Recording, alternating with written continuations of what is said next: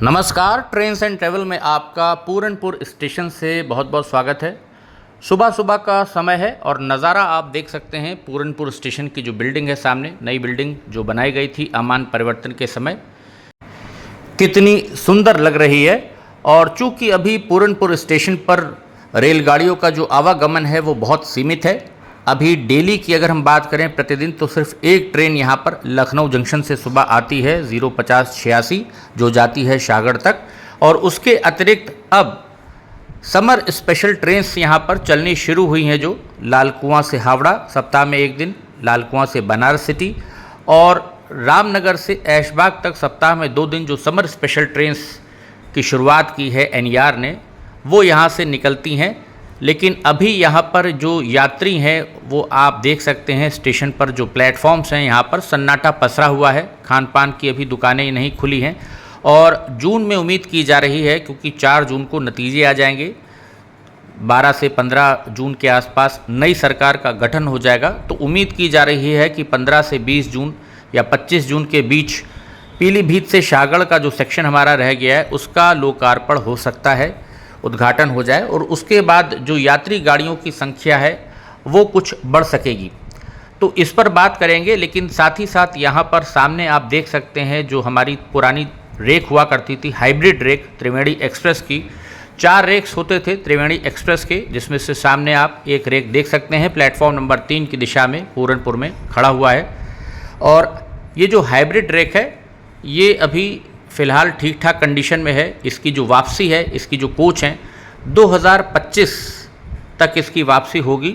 तो जिस प्रकार से समर स्पेशल ट्रेन्स के रूप में पीलीभीत से पूरनपुर की दिशा में ट्रेन्स की शुरुआत हुई है, जो लाल कुआं से और रामनगर से ट्रेन्स आ रही हैं, तो ये जो रेक्स हैं हमारे पास 4 रेक्स निकले थे त्रिवेणी एक्सप्रेस के, उसको एलएचबी मिल गई थी। तो इन रेक्स को टनकपुर से लखनऊ के ऐशबाग के बीच में एनईआर पूर्णागिरि मेला स्पेशल के रूप में संचालित कर सकती थी, जिससे यात्रियों को सुविधा मिलती, क्योंकि हमारे इस रूट पर सबसे अधिक लोड पूर्णागिरि जाने वालों का है। माता पूर्णागिरि के दर्शन करने लाखों भक्त जाते हैं और अभी सावन का महीना जब शुरू होगा तो गोला गोकर्णनाथ, छोटी काशी लाखों भक्त आते हैं। तो ऐसे में ये ट्रेन का जो रेक है अभी ठीक ठाक कंडीशन में है। 2 रेक्स आप इस्तेमाल कर सकते थे दोनों दिशाओं से, टनकपुर से और ऐशबाग से रात्रि में ट्रेन चलाई जा सकती थी मेला स्पेशल के रूप में, और संभव होता तो सुबह आप ट्रेन चला सकते थे। तो दोनों दिशाओं में आपके पास 2 रेक से सुबह और रात में आप ट्रेन टनकपुर लखनऊ के बीच या लखनऊ ऐशबाग जो हमारा वहाँ स्टेशन है, जंक्शन है, वहाँ से आप टनकपुर तक एक सीधी रेल सेवा मैलानी के रास्ते, ये रास्ता चूँकि खुल गया है समर स्पेशल ट्रेन्स के चलने से। यहाँ पर आप देख भी सकते हैं वापसी 2025 दी हुई है।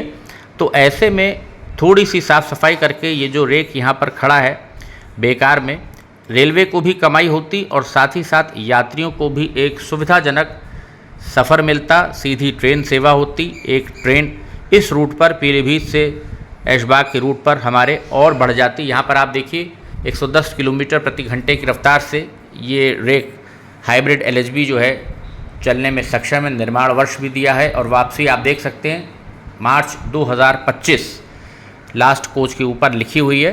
तो अभी पूरा 2024 जो हमारा आधा साल पड़ा है, लगभग जून आने वाला है, 6ठा महीना आएगा, तो उसके बाद भी आपके पास अभी 9 महीने लगभग समय बचता है।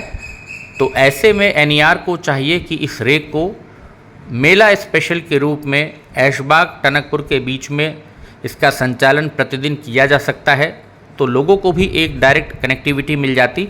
और जब लोकार्पण हो जाता पीलीभीत से हमारे शाहगढ़ वाले सेक्शन का उद्घाटन हो जाता, उसके बाद तो नियमित गाड़ियां रेगुलर नंबर से जुलाई से आपको मिलनी ही मिलनी थी।